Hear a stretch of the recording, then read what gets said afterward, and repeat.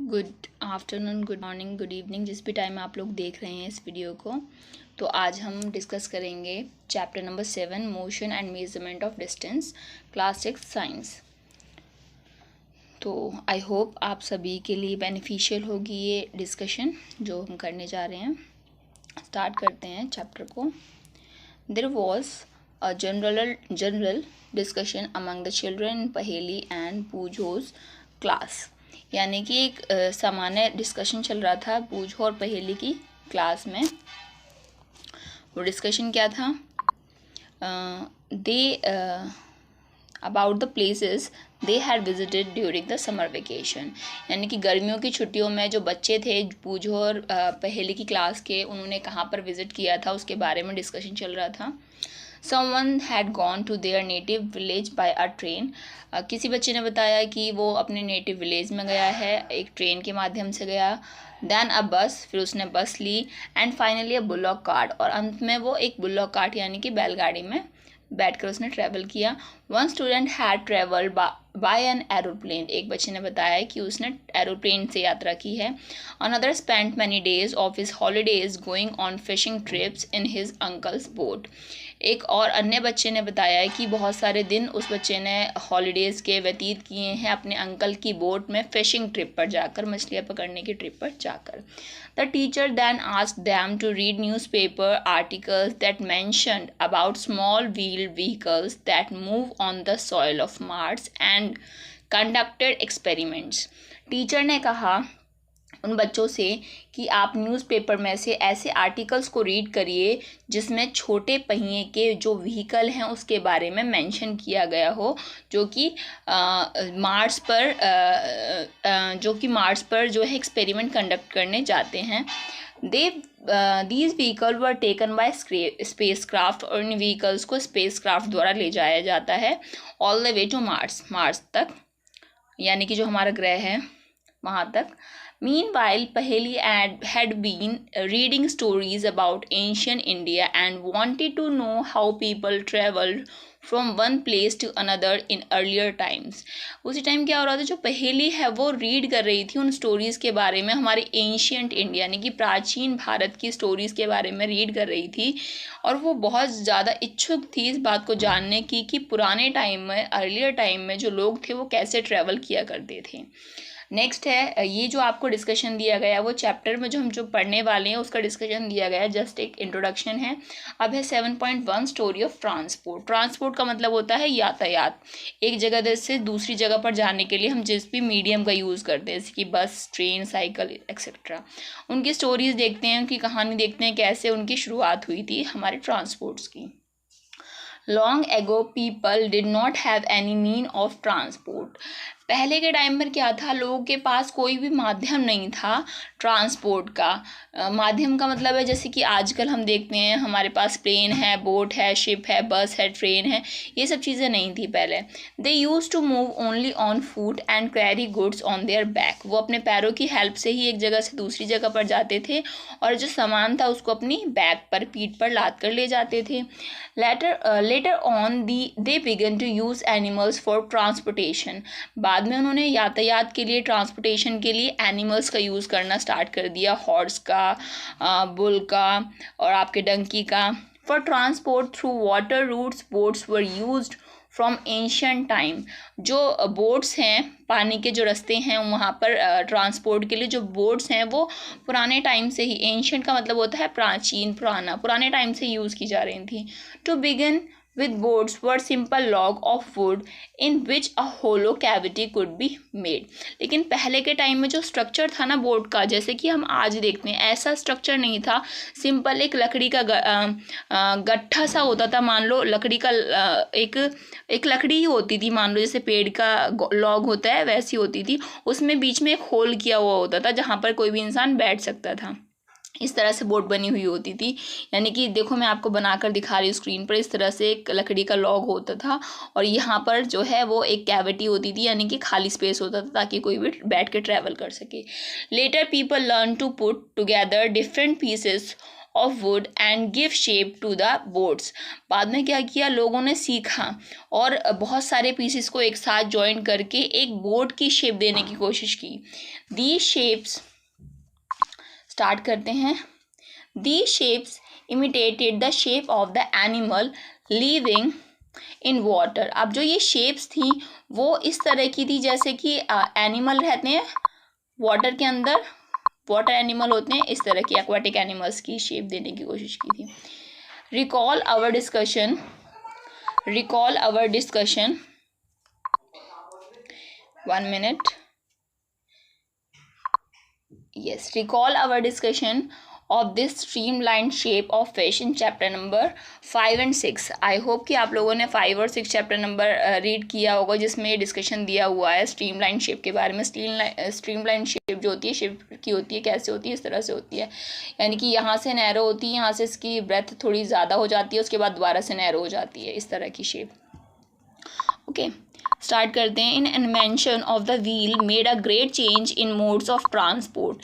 यानी कि जब व्हील का आविष्कार हुआ था, पहिए का आविष्कार हुआ था, उस आविष्कार ने मोड्स ऑफ ट्रांसपोर्ट में, यातायात के साधन जो थे उनमें बहुत ज़्यादा बड़ा बदलाव किया। The thousand of years, sorry, the is design of the wheel was improved over thousands of year. आपने देखा होगा कि जो व्हील होता है बिल्कुल हमारा सर्कल में होता है, लेकिन ये जो सर्कल शेप है, इस सर्कल शेप तक पहुंचने के लिए बहुत हज़ारों साल की प्रैक्टिस लगी है कि एक बार में इंसान ने नहीं किया कि एकदम से सर्कल शेप का व्हील बना लिया, नहीं, पहले टेढ़ा मेढ़ा बनाया, उसके बाद थोड़ा थोड़ा इम्प्रूव होता गया। जैसे कि छोटा बच्चा होता है, उसको ज़ीरो बनाने के लिए बोलो तो वो ज़ीरो नहीं बना पाता, वो उल्टी सी टेढ़ी मेढ़ी सी शेप बनाएगा और फिर काफ़ी टाइम बाद वो इम्प्रूव करके अपनी ज़ीरो को प्रॉपर सर्कल दे पाता है। इसी तरह से animals were use to pull carts moved on wheels. अब उस टाइम पर क्या होता था, जब पहिए का आविष्कार नहीं हुआ था, एनिमल्स का यूज़ किया जाता था। जब पहिए का आविष्कार हो गया था उसके बाद भी जो कार्ट होती है, हमारी जो गाड़ियाँ होती हैं, उनको खींचने के लिए जिनके नीचे व्हील लगे होते हैं, उनको खींचने के लिए एनिमल्स का यूज़ किया जाने लगा। Until the beginning of the 19th century, people still depended on animals, boats and ships to transport them from place to place। देखिए 19वीं शताब्दी के शुरुआत तक भी क्या था, जो लोग थे वो एनिमल्स पर, बोट पर या शिप पर, इन सब चीज़ों पर ही डिपेंडेंट थे ट्रांसपोर्ट के लिए, एक जगह से दूसरी जगह जाने के लिए। The invention of steam engine led to the development of new means of transport.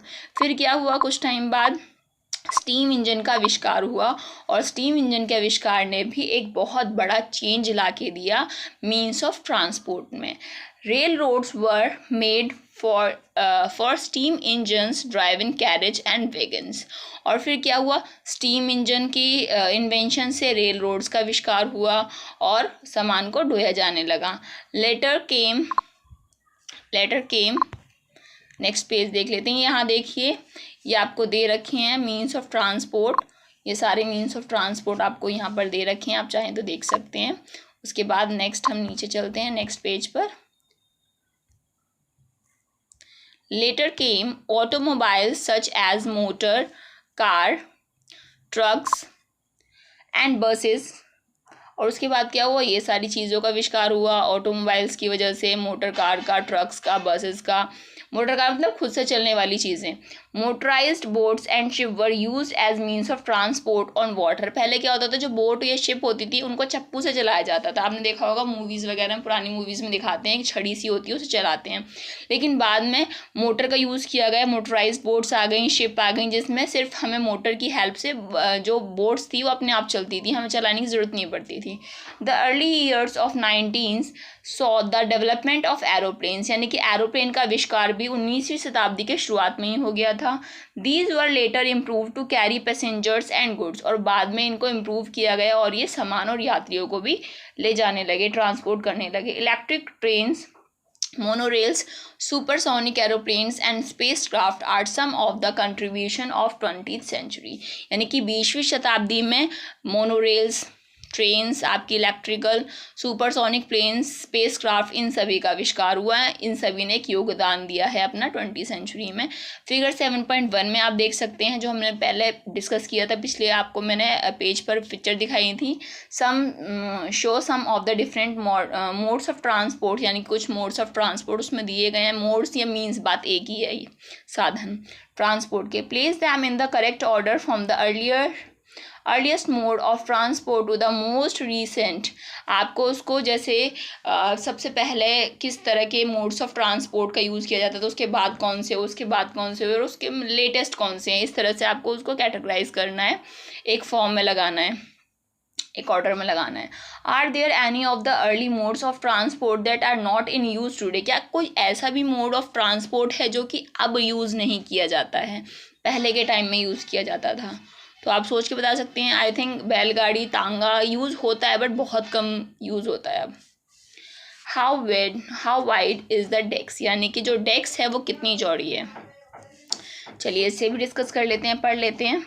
यानी कि पहले वाले जो पैरा हमने पढ़ा है, उस पैरा में हमें इतना बताया गया है कि स्टोरी क्या थी मीन्स ऑफ ट्रांसपोर्ट की, 19वीं सेंचुरी में कौन से मीन्स ऑफ ट्रांसपोर्ट हमने यूज़ किए, कौन से इन्वेंशन किए, किस चीज़ के इन्वेंशन ने ट्रांसपोर्ट को ईजी बना दिया। अब हम पढ़ेंगे how wide is the desk, यानी कि डेस्क कितनी चौड़ी है। इसको रीड करते हैं, फिर देखते हैं कंक्लूजन कि इसमें हमने क्या पढ़ना था और हमने क्या पढ़ा है। चलिए स्टार्ट करते हैं। How did people know how far they have travelled. लोगों को कैसे पता चलता है कि चला कि कितना ट्रैवल उन्हें करना है, कैसे पता चलता है हम लोगों को कि हमें कितना ट्रैवल करना है। How will you know whether you can walk all the way to your school और whether you will need to take a bus और a rickshaw to reach your school. कैसे पता लगता है कि हाँ हमें अपने स्कूल से घर या घर से स्कूल जाते हुए पैदल चलना है, बस लेनी है या रिक्शा लेनी है, हमारे स्कूल कैसे जाएंगे हम। When you need to purchase something, is it possible for you to walk to the market? अगर आपको कुछ सामान लेना होता है तो क्या आप चलकर मार्केट तक जाते हैं। How will you know the answer to these questions? कैसे आपको पता चलता है कि इन क्वेश्चंस का आंसर क्या है। फॉर एग्जाम्पल, आपका स्कूल आप डेली जाते हैं, आपको पता है कि हाँ कितने डिस्टेंस पर है, लेकिन अगर आपको मैं किसी प्लेस का नाम बता दूं कि आप यहाँ जाइए, फॉर एग्जांपल मैं आपको सरोजनी नगर का नाम बताऊं कि आप सरोजनी नगर जाइए, तो आपको नहीं पता कि वो कितनी दूर है, तो आपको ये भी नहीं पता कि हमें बस लेनी है, ट्रेन लेनी है, हमें क्या चीज़ लेनी है, हमें पैदल चल के जाना है। तो इसी तरह से इन क्वेश्चंस के आंसर हम आगे के पैराग्राफ में ढूंढेंगे। It is often important to know how far a place. ये जानना हमेशा ज़रूरी होता है, आवश्यक होता है कि कोई भी जगह जो है वो कितनी दूर है, so that we can have an idea we are going to reach that place by walk, take a bus or a train, a ship, an aeroplane or even a spacecraft। यानी कि जब भी हमें ये चीज़ पता चल जाती है कि कोई भी जगह कितनी दूर है, उस दूरी के अकॉर्डिंग हम सोच सकते हैं कि हमें उस दूरी को कंप्लीट करने के लिए, उस जगह तक पहुंचने के लिए कैसे ट्रैवल करना है, हमें पैदल जाना है या हमें बस लेनी है या ट्रेन लेनी है, शिप लेनी है, प्लेन लेना है या स्पेस क्राफ्ट में जाना है। फॉर एग्जांपल, अगर मैं आपको बोलूं कि आपको दूसरी कंट्री में जाना है कहीं, तो आप प्लेन लेंगे। मैं आपको बोलूं आपको नियर बाय आपके हाउस के, आपके होम के नियर बाय जो भी शॉप है वहाँ जाना है, तो आप पैदल चले जाएंगे। तो डिपेंड करता है कि हमें किस जगह जाना है, वो जगह हमारी जगह से कितनी दूर है। Sometimes there are objects whose length or width we need to know। कभी कभी ऐसा भी होता है कि कुछ ऐसे ऑब्जेक्ट होते हैं जिनकी लंबाई, लेंथ मीन्स लंबाई, विड्थ मतलब चौड़ाई, जानना हमारे लिए ज़रूरी होता है। In Paheli and Bujo's classroom there are large desks with which are to be shared by 2 students। पहेली और बूझो की क्लास में क्या था, बड़ी सी डेस्क थी, जिस डेस्क को 2 स्टूडेंट्स को शेयर करना था, उस पर 2 स्टूडेंट्स को बैठना था। पहेली एंड बूझो शेयर 1 डेस्क। पहेली और बूझो जो थे वो एक ही डेस्क को शेयर करते थे, एक ही डेस्क पर बैठते थे, but frequently and up objecting that the other is using a large share of the desk. और हमेशा उनकी जो कन्वर्सेशन होती थी वो इसी बात को लेकर एंड होती थी कि एक बूझो बोलता था कि पहेली ज़्यादा शेयर यूज़ कर रही है, यानी कि पहेली ज़्यादा डेस्क का पार्ट यूज़ कर रही है, और पहेली बोलती थी कि बूझो ज़्यादा डेस्क का पार्ट यूज़ कर रहा है। अब पता नहीं कौन ठीक था, देखते हैं। ऑन द टीचर्स सजेशन, अब टीचर ने सुझाव दिया, सजेशन दिया, they decided to measure the length of the desk, make a mark exactly in the middle of it.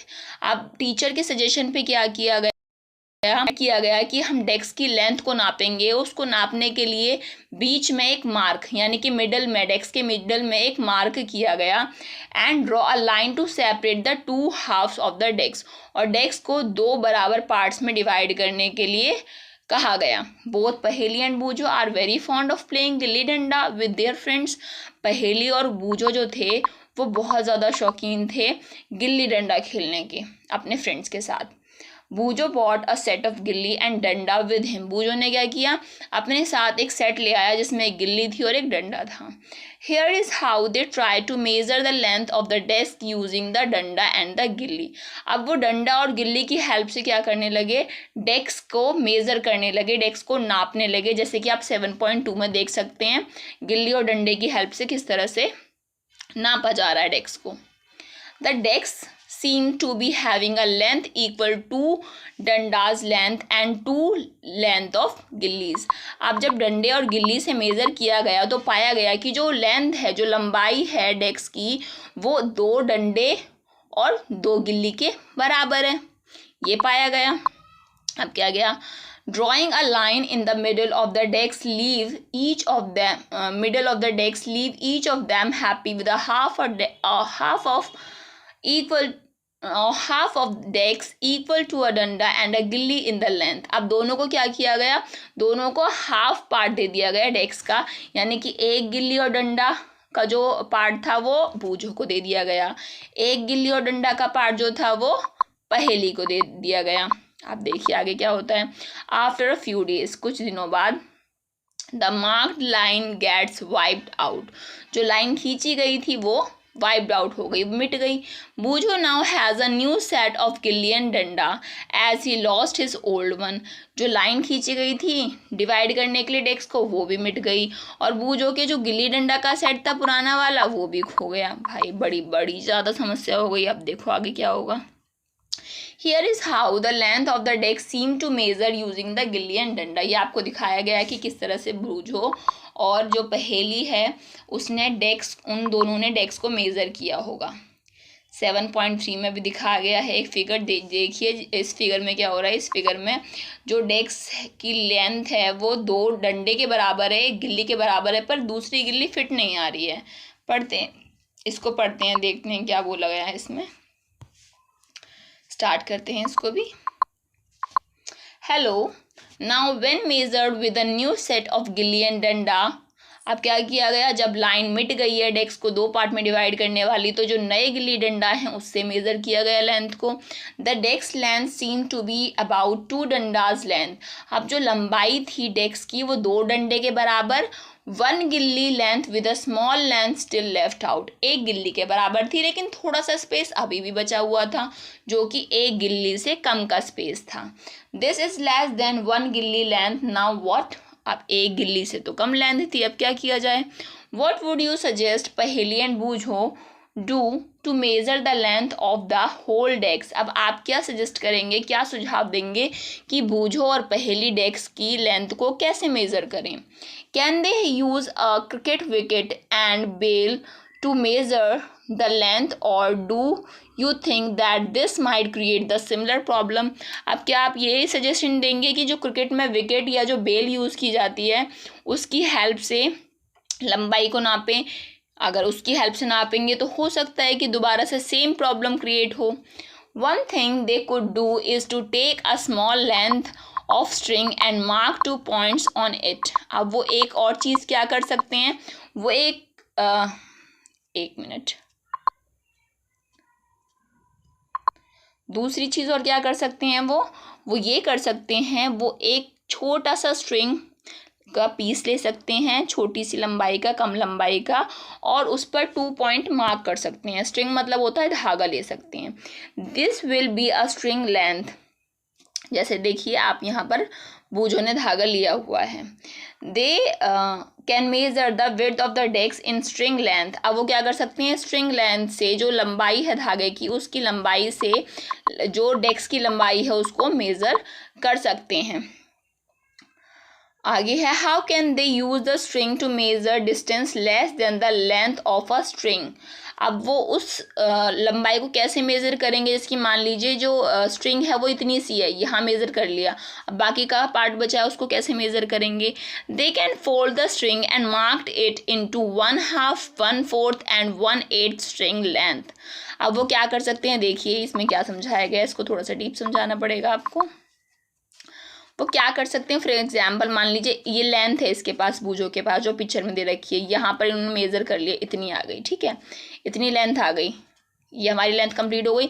अब हमारे पास स्ट्रिंग जो है, धागा जो है वो ख़त्म हो गया, लेकिन अभी भी क्या है, थोड़ा सा स्पेस बचा हुआ है, तो हम इस वाले धागे को ही क्या कर सकते हैं, हम इस वाले धागे को फोल्ड कर सकते हैं।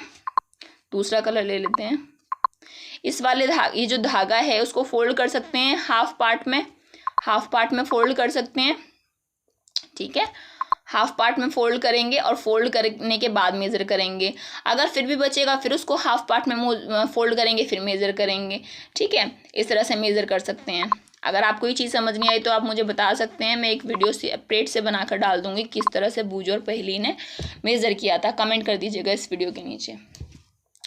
आगे देखिए, string length. Now perhaps पहेली and बूझो can measure the exact length of the decks using the string. शायद अब जो पहेली और बूझो है वो धागे का यूज़ करके एक परफेक्ट लेंथ पता कर पाएंगे उस टेक्स्ट की। You would say that they should use the scale in their geometry box and solve their problem. आप ये भी कह सकते हैं कि उनको अपने ज्योमेट्री बॉक्स में जो स्केल है उसका यूज़ करके लेंथ मेज़र करनी चाहिए और प्रॉब्लम शॉर्ट आउट कर देनी चाहिए। यस ऑफ कोर्स, बिल्कुल सही कहा। Bujho has been reading about the way people use to measure distance. Bujho कहता है कि बूझो ने पढ़ा था कि लोग किस तरह से डिस्टेंस को मेज़र करते हैं। देखते हैं आगे का पार्ट कहाँ है हमारा, यहाँ देखिए, before such standard scales were made and he has been trying to follow different method of measuring distance. देखिए यहाँ पर एक वर्ड यूज़ हुआ है, स्टैंडर्ड स्केल। स्टैंडर्ड स्केल का मतलब होता है कि वो सारी इकाइयाँ, ये वो सारी चीज़ें जो बिल्कुल स्टैंडर्ड हैं, यानी कि जिनका मेज़रमेंट कभी चेंज नहीं होता। फॉर एग्जांपल आपका स्केल है, अगर आप स्केल से आज मेज़र कर रहे हैं जो डिस्टेंस, 10 दिन बाद भी वही रहेगा, 10 साल बाद भी वही रहेगा। चाहे आप उस स्केल से मेज़र करें या आपका कोई फ्रेंड मेज़र करे, डिस्टेंस सेम रहेगा, ठीक है। इन्हीं चीज़ों को स्टैंडर्ड स्केल या स्टैंडर्ड यूनिट्स बोलते हैं, ठीक है। तो जब स्टैंडर्ड यूनिट आज तो आपके पास है, स्केल है आपके ज्योमेट्री बॉक्स में, तो आप आराम से यूज़ कर सकते हैं। लेकिन अब ऐसा नहीं, मतलब पहले ऐसा नहीं था कि स्टैंडर्ड यूनिट हो, तो जो डिफरेंट टाइप्स के मेथड थे वो यूज़ किए जाते थे किसी भी लेंथ को मेज़र करने के लिए, जो हम पढ़ेंगे। There are so many occasions when we come across a need to measure length and distance. बहुत सारे ऐसे अवसर आते हैं जब हमें मेज़र करनी पड़ जाती है किसी भी चीज़ की लेंथ या फिर दूरी। The tailor needs to measure the length of the cloth. जो टेलर है, जो हमारी सिलाई करता है, वो हमारे कपड़ों की सिलाई करता है, सॉरी, वो उसको भी जानने की ज़रूरत होती है कि किसी भी कपड़े की लंबाई कितनी है। To know if it is enough to stitch a kurta. मान लीजिए आप एक कुर्ता सिलवाने के लिए गए हैं, तो आपको कुर्ता सिलवाने के लिए कितना कपड़ा चाहिए, कपड़े की लेंथ कितनी होनी चाहिए, ये तो जानने की ज़रूरत होती है टेलर को। A carpenter needs to measure the height and width of a cupboard to know how much wood need to make its door. For example मान लो कोई कबोर्ड है या कोई अलमीरा है, तो उसका डोर बनाने के लिए, उसका गेट बनाने के लिए, जो गेट बनाने के लिए लंबाई और चौड़ाई चाहिए जो लकड़ी की, वो कितनी चाहिए, ये भी जानने की ज़रूरत होती है कारपेंटर को। The farmer needs to know the length and breadth for the area of his land to know how much seed he can sow and how much water would be needed for his crop. एक farmer का example अगर हम लेंगे तो उसको भी ज़रूरत होती है कि उसको भी अपने एरिए की, अपनी जगह की, जो अपना ज़मीन है उसकी लेंथ और ब्रेथ पता हो, ताकि उसे पता चले कि उसको कितना जो बीज है वो सोए, मतलब कितना बीज बोना है और कितना पानी उसको चाहिए अपनी क्रॉप्स के लिए, फसल के लिए। सपोज कल्पना कीजिए you are asked how tall you are. अगर आपसे पूछा जाए कि आप कितने लंबे हैं, you want to tell the length of straight line from the top of your head to the heel of your feet. तो आपको क्या करना पड़ेगा, अपने सर का जो ऊपर का हिस्सा है बिल्कुल टॉप का, वहाँ से लेकर अपने जो पैर के फीट हैं, जो हील है आपकी एड़ी है, वहाँ तक की लंबाई आपको बतानी पड़ेगी, स्ट्रेट लाइन की लंबाई। How long is this room, ये जो कमरा है जिसमें आप बैठे हैं वो कितना लंबा है। How wide is the desk, जो डेस्क आप यूज़ कर रहे हैं जिस पर आप बैठे हैं वो कितनी चौड़ी है। How far is it from Delhi to Lucknow, Delhi से लखनऊ कितनी दूरी पर है। How far away is the moon from the earth, जो मून है, चंद्रमा है, वो अर्थ से, पृथ्वी से कितनी दूर है। यानी कि डेली लाइफ में हर किसी इंसान को बहुत सारी चीज़ों का, बहुत सारे क्वेश्चंस का सामना करना पड़ता है, जिसमें उसको पता होना चाहिए किसी भी चीज़ की लेंथ या ब्रेथ क्या है। All this questions have one thing in common, इन सभी क्वेश्चंस में एक चीज़ जो है वो कॉमन है, सामान्य है। They all concern distance between two places, इन सभी में दो जगह के डिस्टेंस की मेज़र की बात, दो जगह की दूरी की बात की गई है। अगर हमें लेंथ किसी डेस्क की देखनी है तो एक पॉइंट से दूसरे पॉइंट तक देखनी है, यानी कि एक ऑब्जेक्ट से दूसरे ऑब्जेक्ट तक देखनी है, चाहे वो किसी प्लेस की हो, किसी भी चीज़ की हो। Like the two ends the two places may be close enough, जो दो प्लेस हैं, जो दो जगह हैं, वो ज़्यादा क्लोज भी हो सकती हैं और दूर भी हो सकती हैं। Like the two ends of a table और they may be a far apart like Jammu and Kanyakumari. For example मान लीजिए आप एक टेबल की लेंथ मेज़र करना चाह रहे हैं, तो टेबल का एक जो कोना है उससे दूसरे कोने को अगर हम नापेंगे तो जो डिस्टेंस है वो बहुत पास है। अगर जम्मू से कन्याकुमारी तक का डिस्टेंस हम लेंगे तो दो जगह का डिस्टेंस है ये भी, लेकिन वो बहुत दूर है। तो जो हम डिस्टेंस मेज़र करते हैं वो दूर भी हो सकता है, पास भी हो सकता है, ज़्यादा लंबा भी हो सकता है, कम लंबा भी हो सकता है। Let us do a few measurement to see what exactly we need to know. अब हम कुछ मेजरमेंट करेंगे ये पता करने के लिए कि हमें ज़रूरत किस चीज़ की है। When we measure distance of और लेंथ, जब हम मेज़रमेंट करते हैं डिस्टेंस का, दूरी का या लंबाई का, तो हमें किन चीज़ों की ज़रूरत होती है उसको हम प्रैक्टिकली कर देखेंगे, जो कि हम अगली वीडियो में करेंगे। ये वीडियो बहुत ज़्यादा लंबी हो जाएगी। अगर आपका इस वीडियो को लेकर कोई सजेशन है या कोई क्वेश्चन है तो आप कमेंट सेक्शन में पूछ सकते हैं। अगर आपको किसी टॉपिक को समझने में दिक्कत हो रही है तो आप उसमें भी कमेंट कर सकते हैं, मैं अलग से एक वीडियो बनाकर आपको प्रोवाइड करा दूँगी। Thanks to watch, please subscribe my channel.